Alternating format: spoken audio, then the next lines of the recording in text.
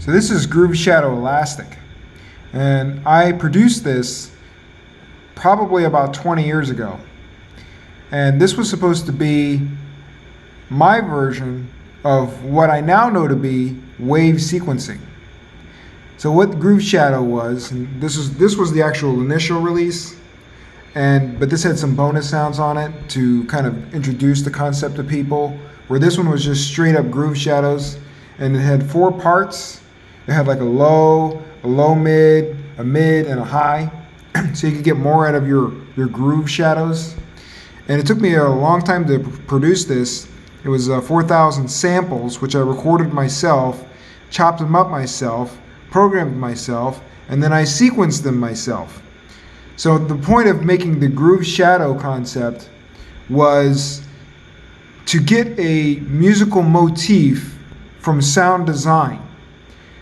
And that is sort of what wave sequencing is really about. And I think the culmination of wave sequencing is really more of a wave production, wave synthesis, because ultimately you do want to get something musical out of these little sound bites in the sound design that you're sequencing. And so whether you're going to do that alone through something like just the sound design layer, or whether you're going to do it with complementary instruments, you're trying to get some ideas from the sound bites themselves, and it's kind of a way to extrapolate ideas from happenstance, from accidents, from lucky shots, from things that you just coincidentally made a cool sound or accidentally. So, but from that, maybe a rhythm came out, or maybe a melody is sneaking around in that sound design somewhere. So it was a very big idea then for me, because it opened my mind to the possibilities of pulling more sound from the full spectrum of tone, instead of just worrying about more traditional sounds. And I came to this world of sound design from the classical world. So I was very interested in the open-ended side of classical, but I also wanted to go deeper. And that's where contemporary music came into play. And I heard music that was starting to use sound design very heavily. And it was more than just electronic music. It's a music that's taking these motifs from the sound and making very cool rhythms to complement the sound design. So anyways, I came up with Groove Shadow without even knowing that things like the Korg wave station existed or wave sequencing. And the ideas that I come up with, they're not something where I took somebody else's idea and then and worked on my own version of it. That's very popular in commercial music, but my ideas generally come from like a critical thinking. I'm thinking about where's sound going to go? What's the capability? What's the depth?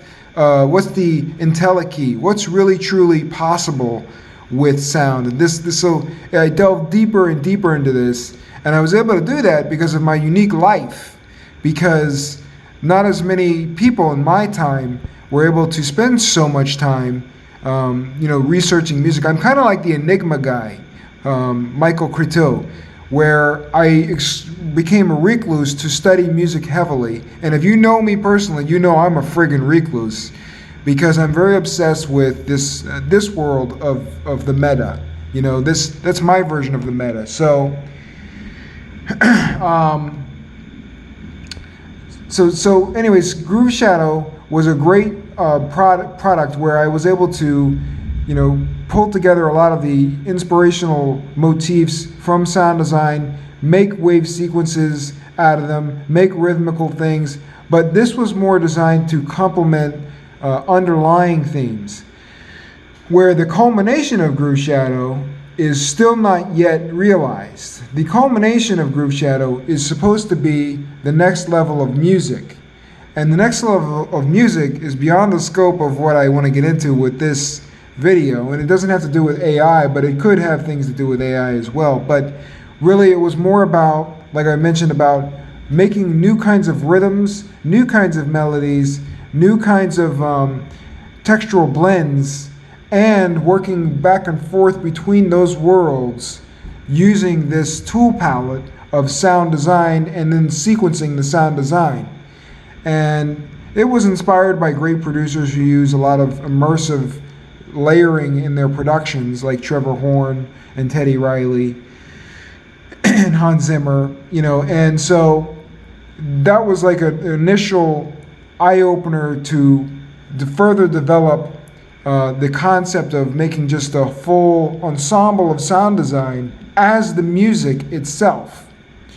So then we come up with things additionally from that world, like X riffs, where you're not just going to have a guitar riff, you're going to have a guitar riff that has, some kind of spectral factor, where it's become more than a guitar riff because it has an inner rhythm or an inner melody or an inner modulation that makes it more interesting. And, that's why they're so heavy with effects on guitars, because they're trying to make an interesting tone, because who wants to hear the same tone over and over again?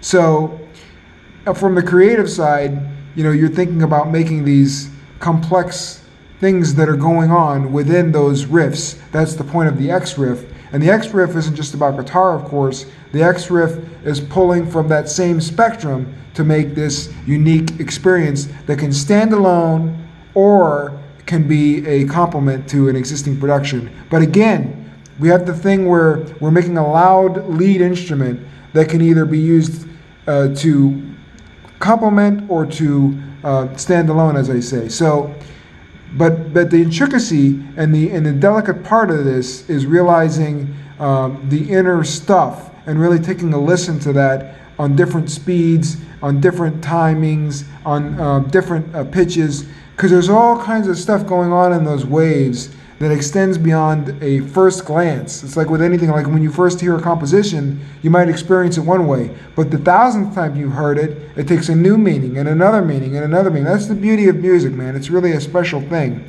So this project was a cool project, and I appreciate being able to work on it.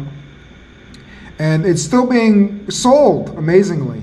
So anyways, but hopefully I'll continue to be able to develop this Groove Shadow, flesh it out. It got 5-star review in SOS a long time ago, and I thought I was really going to take off then, but I went another direction which was involved going to California to become more involved with the music scene there. So anyways, this was my idea to make a sound design as a sequence to fit inside of a music production, to make a more interesting, more original, more unique direction for music. And now that's becoming a reality. There's a lot of sound-alike material. There's a lot of material that sounds very traditional and bland, but if you keep searching, you do hear new sounds that are coming out from all kinds of places. It's just very tricky climate right now, so you can't necessarily find those sounds because they're not presented to you, and they don't make it easy. So anyways, I'm glad that I got to be involved with that, and I'm still going to be working on developing more along these lines in the future, because it's still a good idea. So why fix it if it ain't broken? Thanks for listening.